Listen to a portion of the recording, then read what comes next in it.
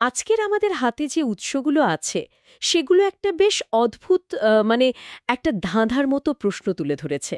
হুম। প্রশ্নটা হলো, কিভাবে একটা চরম পরাজয়ের মুহূর্ত, ধরুন ক্রুশবিদ্ধ হওয়ার মতো একটা ঘটনা, সেটাই মহাবিশ্বের সবচেয়ে বড় বিজয় আর মহিমার প্রকাশ হতে পারে। ঠিক। সাধারণত তো আমরা মহিমা বলতে শক্তি বুঝি, ক্ষমতা বুঝি, পরাজয় নয়। হ্যাঁ, ঠিক এখানেই প্রচলিত ধারণার সাথে এই লেখাগুলোর একটা মস্ত বড় পার্থক্য। আচ্ছা।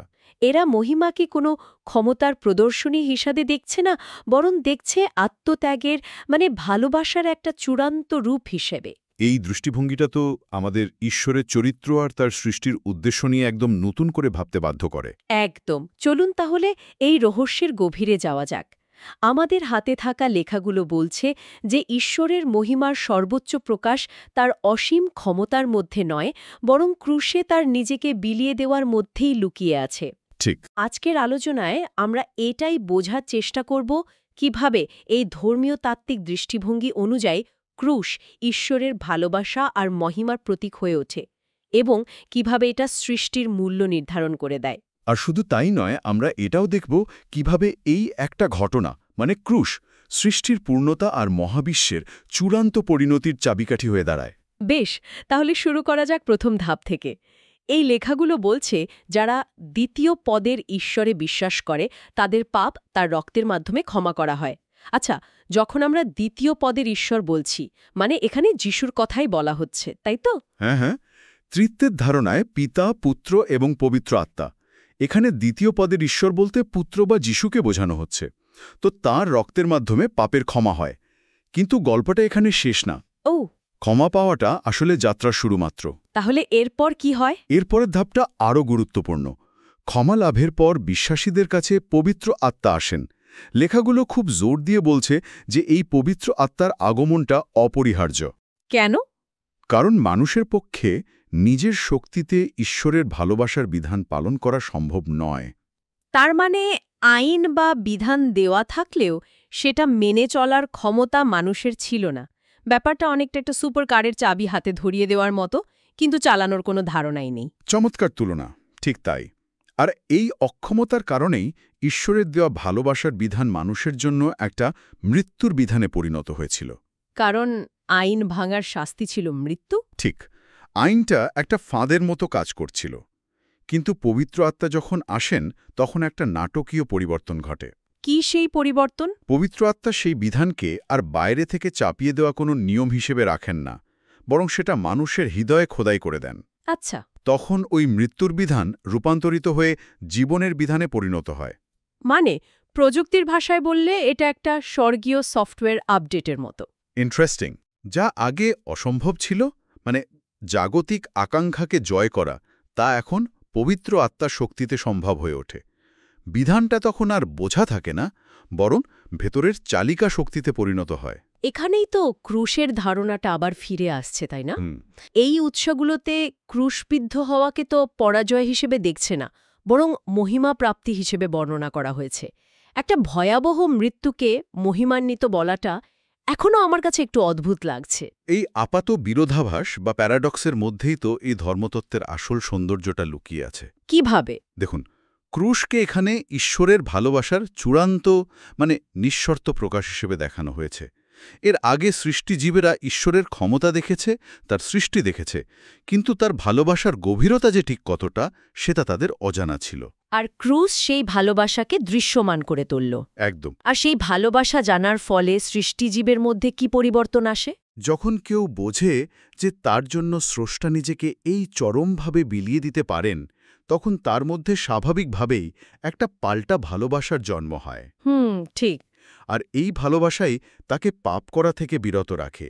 কারণ আমরা যাকে সত্যি ভালোবাসি তাকে তো আঘাত করতে চাই না। ঠিক। আর যখন পাপ থাকে না, তখন বিচার বা শাস্তিরও আর প্রশ্ন ওঠে না। ফলে মানুষ অনন্ত জীবন লাভ করে। তার মানে ক্রুশ অনন্ত জীবন দিচ্ছে, আর তাই এটাই ঈশ্বরের সর্বোচ্চ ভালোবাসা এবং তার মহিমার প্রকাশ। ঠিক তাই। এটা ক্ষমতার আস্ফালন নয়, এটা ভালোবাসার বিজয়। ঈশ্বর শক্তি দিয়ে মানুষকে পাপ না করার জন্য বাধ্য করতে পারতেন, কিন্তু তিনি সেটা করেননি। তিনি ভালোবাসা দিয়ে মন জয় করার পথ বেছে নিয়েছেন। ঠিক। আর এই লেখাগুলোর মতে এটাই সত্যিকারের মহিমা। আচ্ছা, এই আলোচনার সূত্র ধরে সৃষ্টির মূল্য নিয়ে কথা বলা যাক। এই লেখাগুলোতে একটা বেশ কঠোর কথা বলা আছে। হ্যাঁ, আছে। বলা হয়েছে যে সৃষ্ট জীবেরা নিজেরা আসলে মূল্যহীন। ঈশ্বর ইচ্ছে করলেই তাদের সৃষ্টি বা ধ্বংস করতে পারেন। এই ধারণাটা হজম করা একটু কঠিন, তাই না? শুনলে মনে হয় আমাদের অস্তিত্বটা বেশ ঠুনকো। হ্যাঁ, শুরুটা বেশ ধাক্কা দেওয়ার মতোই। লেখাগুলো বলছে যে সৃষ্টির কোনো অন্তর্নিহিত বা নিজস্ব মূল্য নেই, কিন্তু এটা গল্পের অর্ধেক মাত্র। তাহলে বাকি অর্ধেকটা কি? আসল কথাটা হলো, সৃষ্টির মূল্য তার নিজের ভেতর থেকে আসে না, সেই মূল্য ঈশ্বর নিজে নির্ধারণ করে দেন।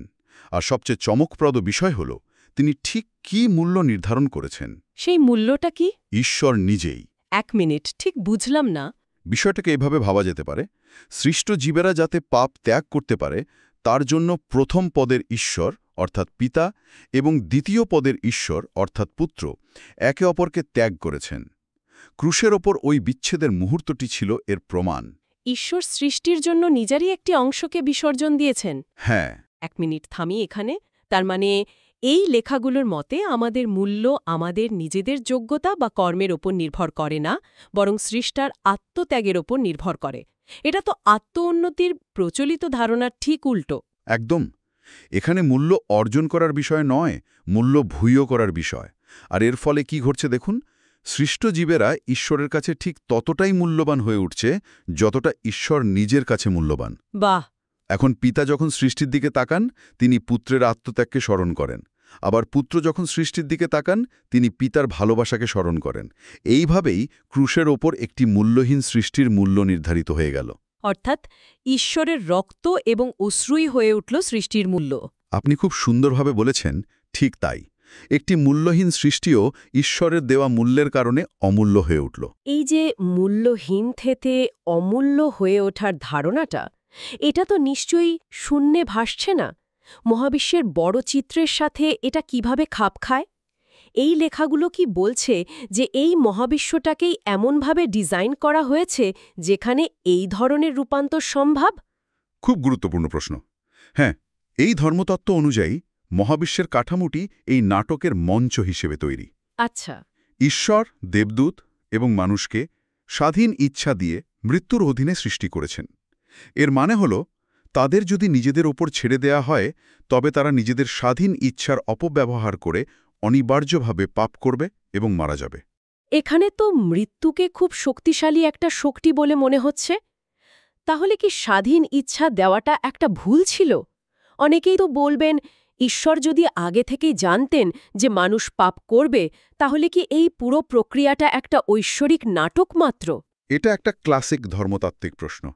এই লেখাগুলোর উত্তর হল, হ্যাঁ, মৃত্যু একটি শক্তিশালী শক্তি, কিন্তু ভালোবাসা তার চেয়েও শক্তিশালী। ভালোবাসা মৃত্যুকে জয় করতে পারে। আর স্বাধীন ইচ্ছার উদ্দেশ্য শক্তি দিয়ে সবকিছু নিয়ন্ত্রণ করা নয়, বরং ভালোবাসার মাধ্যমে পূর্ণতা লাভ করা। আর ঈশ্বর নিজেই ক্রুশের মাধ্যমে সেই ভালোবাসার উদাহরণ তৈরি করলেন। ঠিক, তিনি প্রমাণ করলেন যে ভালোবাসার জন্য নিজেকে বিলিয়ে দেওয়া যায়। তিনি শক্তি প্রয়োগ করে স্বাধীন ইচ্ছাকে কেড়ে নিতে পারতেন, কিন্তু তাতে ভালোবাসার প্রকাশ হতো না। তিনি ভালোবাসার পথ বেছে নিয়ে মৃত্যুকে পরাজিত করলেন। এই লেখাগুলোর মূল কথা হল, ভালোবাসার অপর নামই হল জীবন। যেখানে চূড়ান্ত ভালোবাসা আছে, সেখানে মৃত্যু থাকতে পারে না। তাহলে এবার সবগুলোকে একসাথে মেলানোর চেষ্টা করি।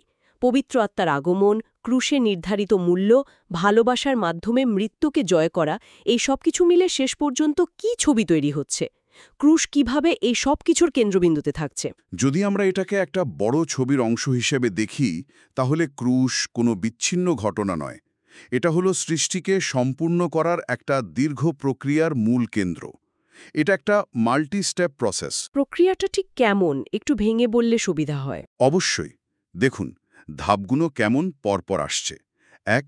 ক্রুশের রক্তের মাধ্যমে পাপের ক্ষমা হল এবং পবিত্র আত্মা এলেন। আচ্ছা। 2. সেই আত্মার শক্তিতে বিশ্বাসীরা পাপ আর মৃত্যুকে জয় করতে শিখল।